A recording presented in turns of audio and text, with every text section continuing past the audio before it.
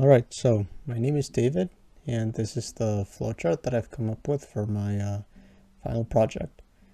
Originally, my game was going to be called a Rivalry of the Leaders, but because I felt that the dialogue that I came up with was too short, I decided to make it longer so it can have a much nicer flow to it and more options for the player to choose from. Therefore, I renamed it to Hating the Leaders, and that name will make more sense as I continue to explain what happens later in the story.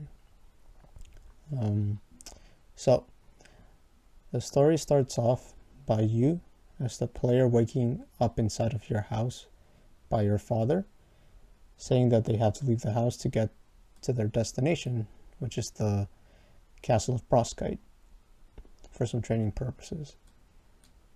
However, along the way, as you start to walk outside, you come across a fire and you ask yourself what happened.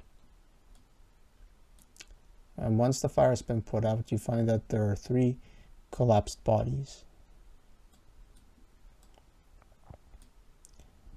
Your dad then tells you to go back home, retrieve some potions, so they can help get the students back up on their feet. And then right here is where I've given the player the option of which potion he can use on them, and depending on which one he decides to use, there will be different outcomes to the story. So for example, if he were to choose the Vulnerary, the notes on the left, it shows that it does not have a lot of effect on to the leaders, so therefore another fire starts and the player has failed their mission and is made to start the story all over. However, if they were to choose a better path, like for example the one on the right, the one I have here on the right, it would fully heal them and the player would be able to continue on with the journey. And over here are basically the notes explaining what else happens through the story. The 3 that you saw that collapse were able to get up and speak normally again, and then they start to tell you about what happened. And then you will, over here, you will prepare for a battle that is about to take place. And so now, here is the part of where I made the player choose kind of weapon he would like to use for the upcoming battle, whether it be axes, lances, or bows. And once the battle begins, here are the different options the player has when he moves the leaders. They can deal damage to the enemies with the weapons that they have chosen, while the enemies are also capable of attacking back. Therefore, they can leave themselves with different amounts of HP left. If a player were to die during the battle, for example, as I have here, Noah needing some healing as he's about to collapse, if the player were to choose to not give him anything, just keep on fighting, hope for the best, hope that he still remains alive, the player would not be so lucky, and therefore Noah will die and the battle will have to be restarted as the player has failed the mission.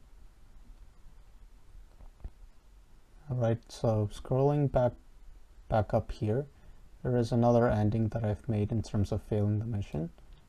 So for example, you choose to move yourself and there's only one enemy left to take out, to eliminate.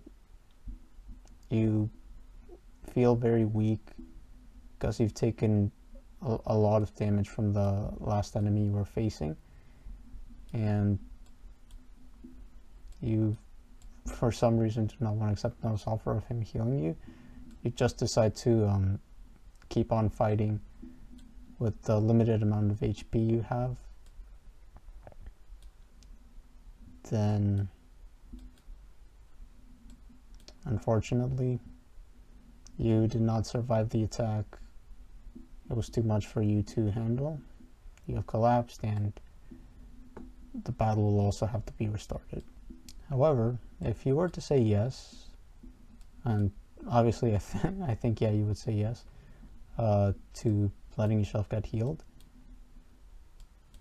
you continue to fight and you continue to deal damage to the last enemy, leaving him at critical health, and he also decides to attack back, and you were able to resist the attack because of the potion you received from Noah. Brought you back to your max amount of HP. And now over here, after defeating the last enemy, you have successfully completed your mission, and your father congratulates you for a job well done, as well as the students. And after the battle is over, you continue your hike towards the Broskite Castle, and along the way you will be able to hear from the people you rescued, and these are the options that I give the player of who they want to hear from first. And so depending on which person they decide to hear from first, that person will tell you a little bit about themselves, what part of the country they work for, and you guys continue to talk with them until you guys finally arrive at the castle of Broskite. And once you finally get to the castle, you take the time and the opportunity to explore it. Inside the castle, you find the homes of where the 3 students do their work. You're curious to see what their homes are about, so you decide to visit each one of them. And inside you can see that they have their own group of friends.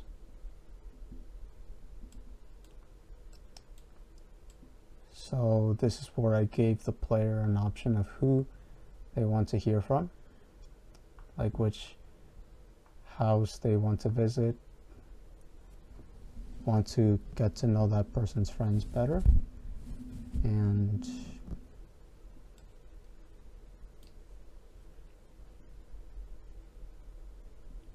explain the story of how you got here and what took you so long in arriving. And so after telling them that you have been through a long journey, everyone thinks you have been a nice and brave person the whole way through, and decide that they want to become friends with you as well.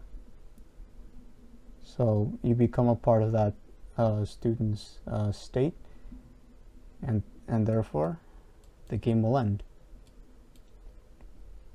The game at the end will congratulate you for getting along with the students, or rather the student and his friends,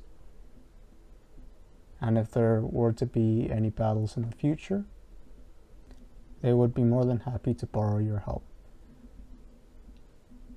And that is it for my flowchart.